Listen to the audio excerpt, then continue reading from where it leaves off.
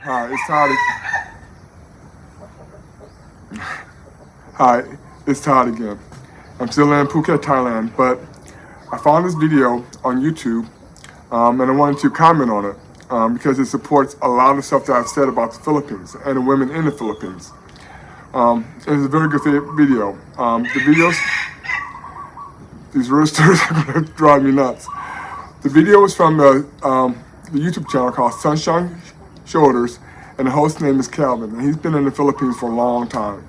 He's been married to two different Filipino women while he was in the Philippines. He's interviewing a couple. He's 63 and she's 20, and his video is about 20 minutes long, but I only take about 5 minutes of it. Just little snippets and give you a idea of what they're talking about. I'm gonna put a link to the original video in the description, probably also at the end of my video. So you want to see the whole thing, the whole 20-minute interview, you just have to click on it and go over there, because they say a lot of things that I leave out, like her old boyfriend, his old girlfriend. The whole situation is like she got together with her old boyfriend, got together with his old girlfriend, and but anyway, it's a pretty good video. I mean, she's 20, he's 63. It's working out great. And if you see him, she's holding his hand sometimes, and she's kissing his hand, and she's very affectionate. And like I keep saying, this is what I saw within the Philippines. A lot of guys in their 50s and 60s with these young, beautiful women. And these women are all in the Proverbs. Like I said, you have a better chance of better luck in the Proverbs. And yes, as you can see, she's gorgeous. And to me, she's worth it, especially at our age, to spend 2 hours every day to go out there to see her, or to go out there and find someone just as beautiful as she is. Now, when I was in the Philippines, what I would do to get to the Proverbs, because I cannot eat the street food. I can't do it, especially not in the Philippines. I just can't do it. So on my way out there was a McDonald's, and McDonald's sells fried chicken in the morning. So because Philippine people, they love fried chicken. Now here in Thailand, they do not sell fried chicken in the morning, but in the Philippines, they sell it in the morning because that's where they come in. They get the fried chicken and the rice. Oh, my neighbor. I don't know what she needs. Nice girls from Russia. Don't speak English, and I don't speak any Russian. but she's been very helpful. Very nice person. Okay. So anyway, I will go to McDonald's, I'll get some fried chicken, and take it as my lunch. So when I go out there, I'll have something to eat. And when you're out there, you can always find water, bottled water, or someone selling, a Pepsi or a Coca-Cola or orange or grape soda or pop, right? And that's all we do. Now, I watched another YouTube channel where the guy said he rented a tuk-tuk for the whole day. And I was told I could rent a tuk-tuk and to drive out there, but I'm like, well, I got a scooter. And sometimes I wish I did rent a tuk-tuk, but I didn't know how much it would cost me. So anyway, he said he rented a tuk-tuk for the whole day to drive all over the place. It only cost him $10. And he said that most of the tuk-tuk drivers only make about $3 a day.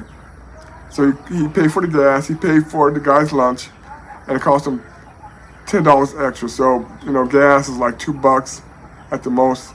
Lunch for some of these guys is at the most is like $1 at the most.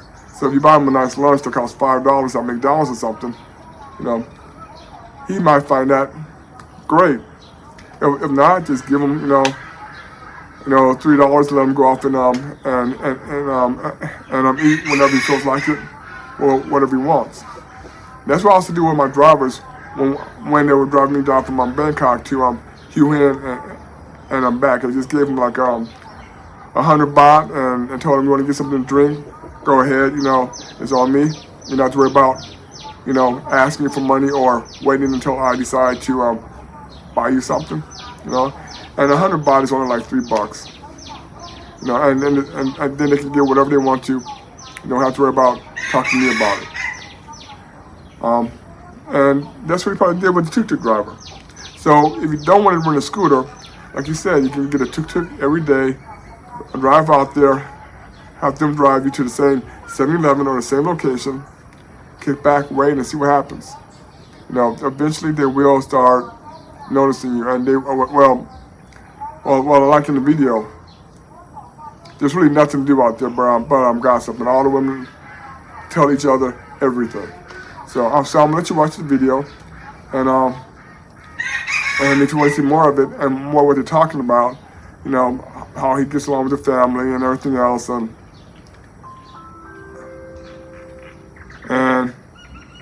how the relationship developed. Watch the full video. Okay, let's get into it. Right. First of all, first name is James from Southern California. I'll be 63 years old next month. And I finally made the move back in February 15th of this year, 2023. Oh, okay. And how old is your fiance? She's 20 years old. She just turned 20 in April. It's in the province for sure. So we don't have all that city life, you know, the hustle bustle with all the traffic and things of that sort. So it's cool. I like it. I'm still adjusting, you know, like you were suggesting, pick somewhere where you feel comfortable, and if it doesn't work, you know, move around. Let me ask Arcely something. Why James? Of all the men, I'm pretty sure you had a lot of suitors and a lot of men courting you. What was it about James that said, okay, he's the one?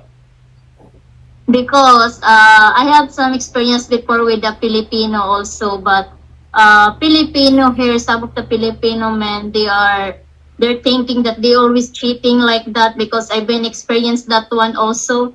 I was with a relationship before, and then he was cheating on me. So I tried to date with a partner, and then I find James.